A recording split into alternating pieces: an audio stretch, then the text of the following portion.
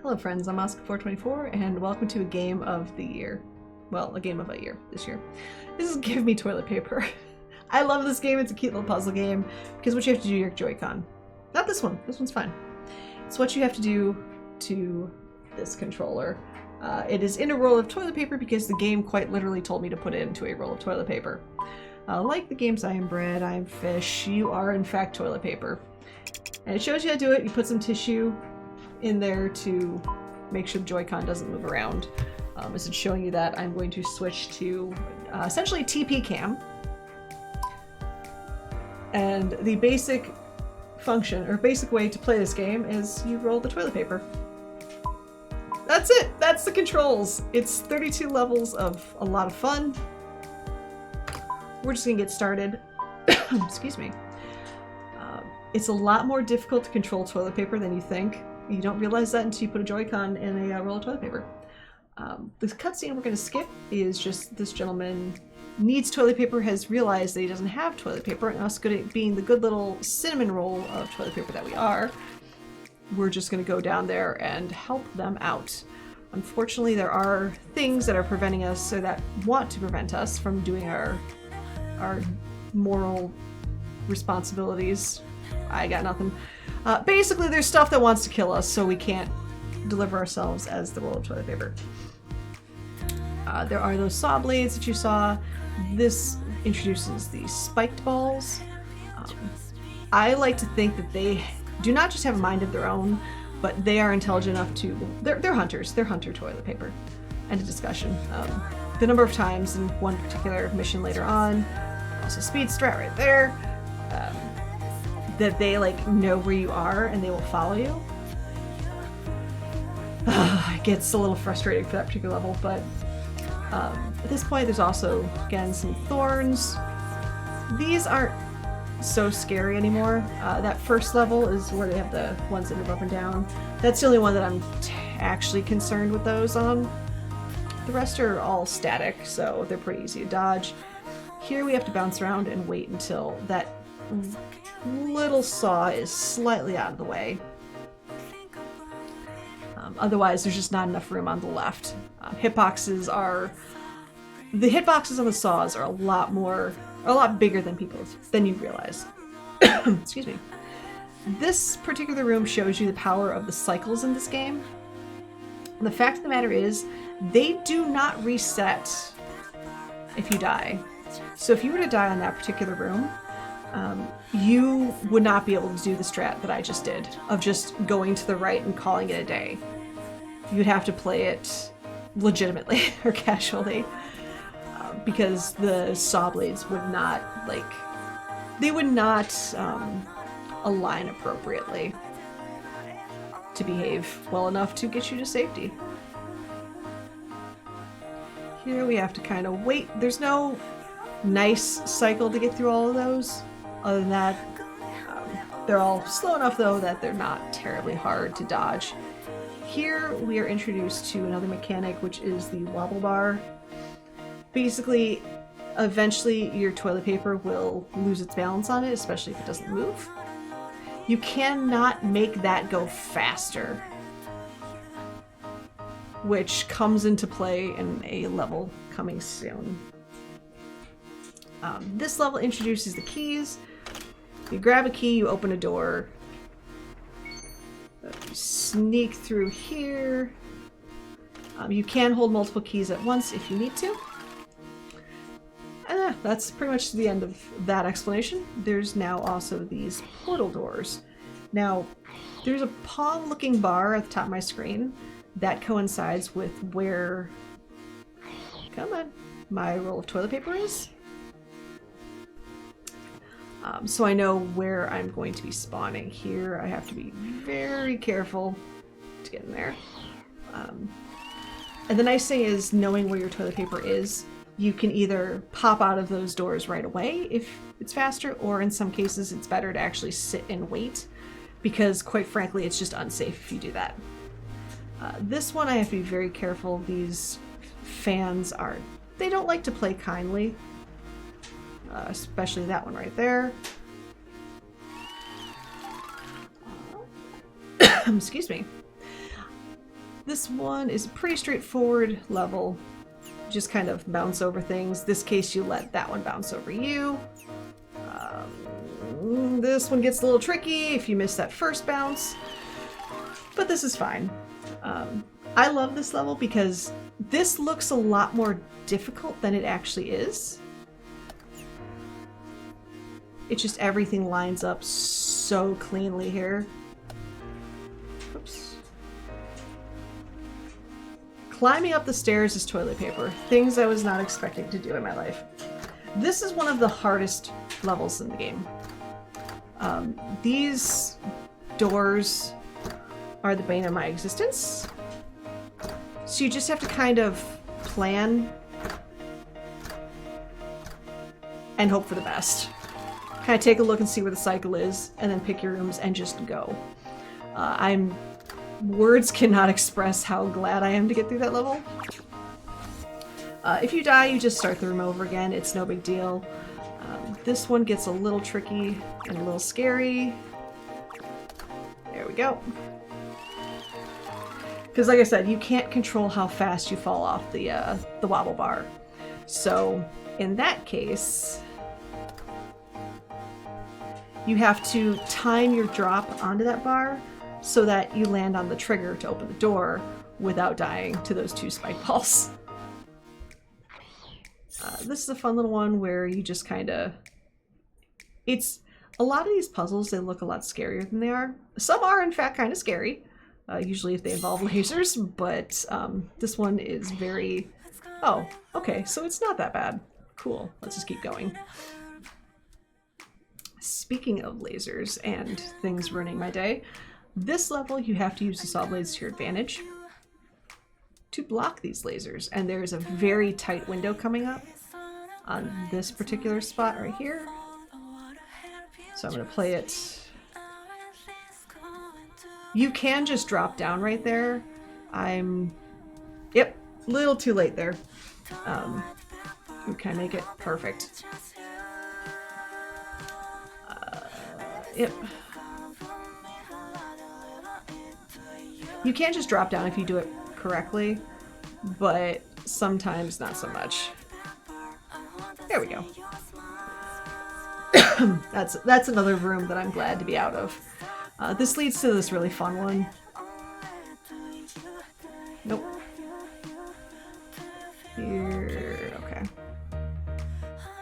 You could just stay in the center and let the wobble bars drop you down, or you can just kind of run through it very quickly. This one, there's not, like, I haven't really found a good cycle to get through without pretty much guaranteeing my own demise. I'd prefer not to guarantee my own demise. Oh, so close there. That's fine. Let's see where we are. Oh yeah, this isn't bad. Oh, perfect. So, no! Not perfect! Rude. So those last two lasers, you have to, again, it's one of those, pay attention to where they are and align yourself at just the right spot. So this should be fine. Yep. Perfect. Okay, so two things I haven't really talked about in here, because this room, all I'll say about this room is you have to do it twice. You'll understand as soon as I get down to the claw. So, excuse me. Nobody likes dirty toilet paper, so if you fall to the ground, you have to redo the level. It won't count. Also, a little bit of speed tech that I try to avoid doing. I am a little bit speedier. Is I'm trying to avoid bouncing on things. That slows me down. And right there you saw how you can fall pretty quickly, but if you bounce, it adds just a little bit of time. Come on. There we go. It just makes things slower and, again, messes up your speed, all that goodness. This one's a very straightforward level. I just have to kind of use the bounce pads, jump over everything or under everything. You have a polite conversation with the saw blade. It's contemplating a lot of choices in its life. We don't need those bounce pads because we're just going to go right to our gentleman in need. This is a room where I'm pretty sure this spike ball is all-knowing. It has no pattern except it knows where I am. Like, if you dawdle in one little area, it will find you. It has a particular set of skills. It is in fact Liam Neeson. So it is kind of a case in point. It's a game of keep away, which is fine.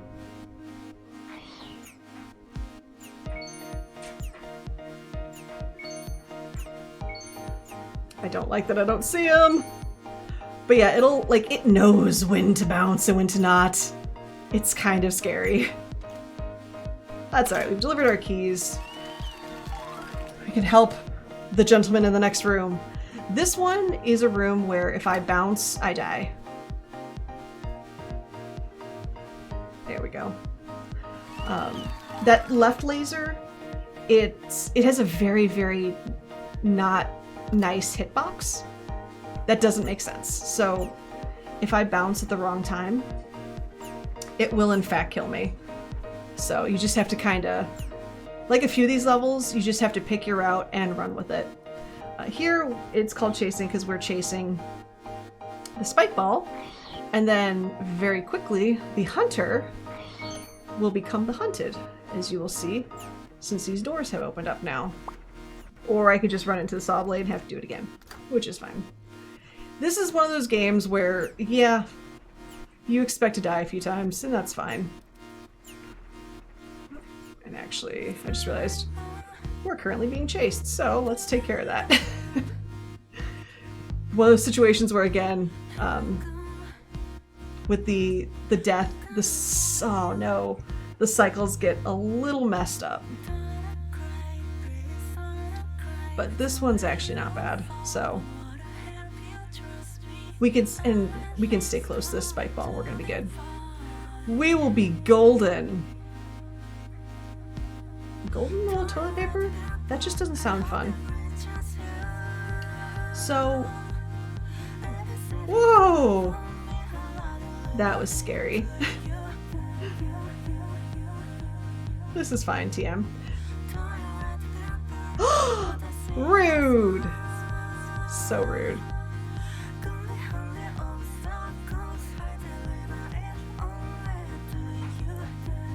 But yeah, what I like about this, it sounds almost frustrating, but it's not, is that, like, because those cycles are always different, especially if you don't make it through the first try, it adds to, like, I'm not doing the same thing over and over and over again. It forces me to adapt, and I am such a fan of that. There we go. Now we're fine. All right. So this room is pretty much just find the keys and go.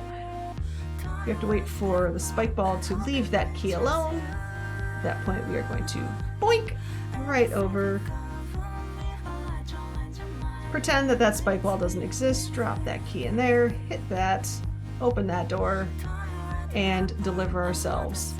Now, this next room I consider the final boss room, even though there's one more room after this.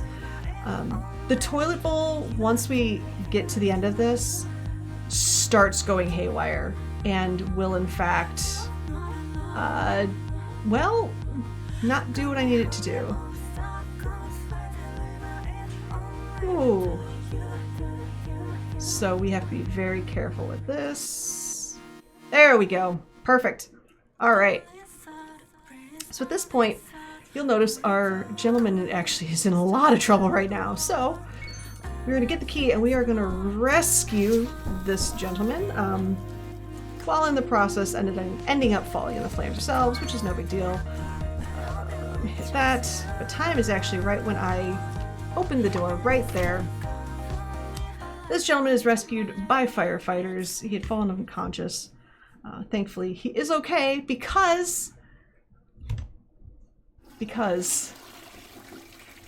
we get an epilogue. A few weeks later, he's back in the bathroom. He has succeeded, and why? He remembered his toilet paper.